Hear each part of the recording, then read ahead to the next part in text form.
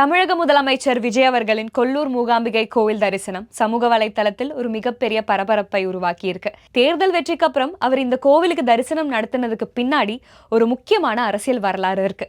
அது என்னன்னு தெரியுமா? அரசியல் களத்துல வெற்றி அடைஞ்சதுக்கு அப்புறம் முன்னாள் முதலமைச்சர்கள் எம்ஜிஆர் அவர்கள், ஜெயலலிதா அம்மா, ஜானகி அம்மா இவங்க எல்லாருமே இந்த கோவிலுக்கு தரிசனம் நடத்தி இருக்காங்க. இது ஒரு ட்ரெடிஷனாவே நடந்துட்டு இருக்குன்னு சொல்லலாம். முதல்ல எம்ஜிஆர் அவர்கள் 1984 ஒரு கடுமையான நோயில இருந்து வெளியே வந்ததுக்கு அப்புறம், ஒரு மாபெரும் வெற்றி அடைஞ்சதுக்கு அப்புறம், முதலமைச்சரா ஆனதுக்கு அப்புறம் முதல் பயணம் மூகாம்பிகை கோவிலுக்கு தான் இருந்திருக்கு. அங்க போய் கடவுளுக்கு 1 கிலோகிராம் கோல்ட் ஸ்வாட அர்ப்பணை பண்ணியிருக்காரு. அவர் மூகாம்பிகை அம்மனோட ஒரு மிகப்பெரிய பக்தனா இருந்ததுனால எல்லா முக்கியமான ஈவெண்ட்டுக்கு முன்னாடியும் அங்க தரிசனம் நடத்தியிருக்காரு. அடுத்து ஜெயலலிதா அம்மா 2004 முதலமைச்சரா ஜெயிச்சதுக்கு அப்புறம் இந்த கோவிலுக்கு தரிசனம் நடத்தியிருக்காங்க. அங்க வந்து ஒரு ஸ்பெஷல் ஹோமம் பண்ணியிருக்காங்க.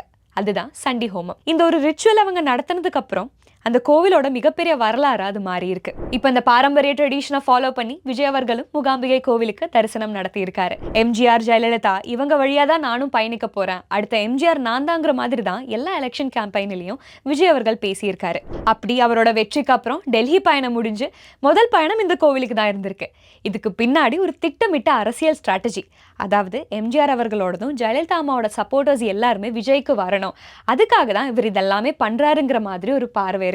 சரி, இப்ப எல்லாரும் ஏன் இந்த கோவில் தேர்ந்தெடுத்திருக்காங்க, ஏன் எல்லாரும் இந்த கோவிலுக்கு போறாங்கன்னு தெரியுமா? மகாலட்சுமி, சரஸ்வதி, காளி இவங்க எல்லாரும் சேர்ந்ததுதான் மூகாம்பிகை அம்மன்.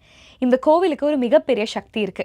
ஒரு பெரிய பொசிஷன் அடையணும், எனக்கு இது கண்டிப்பா வேணும்னு நினைக்கிறவங்க இங்க போய் தரிசனம் நடத்தினாங்கன்னா கண்டிப்பா அது நடக்கும். இதுதான் நம்பிக்கை. அரசியல் களத்துல இருந்து எம்ஜிஆர் அவர்கள், ஜெயலலிதா அம்மா இவங்க எல்லாருமே அங்க வந்ததுக்கான காரணமும் இதுதான் சொல்றாங்க. ஆனா இங்க அரசியல் பின்னணியில இருந்து மட்டும் ஆட்கள் வரல, தமிழ் சினிமா உலகத்துல இருந்தும் பல பேர் வந்திருக்காங்க. முக்கியமா இளையராஜா அவர்கள் சந்நிதி முன்னாடி போய் தரிசனம் நடத்துறதுக்கான பாக்கியம் அவருக்கு கிடைச்சிருக்கு. அடுத்து யேசுதாஸ் அவர்கள், சூர்யா, ஜோதிகா, அமிதாப் பச்சன் இந்த மாதிரி நிறைய பேர் சொல்லிக்கிட்டே போலாம். இவங்க எல்லாருமே அவங்க வாழ்க்கையில நடக்கிற ஒரு முக்கியமான ஈவெண்ட்டுக்கு முன்னாடியோ அதுக்கப்புறமோ மூகாம்பிகை கோவிலுக்கு தரிசனம் நடத்தியிருக்காங்க.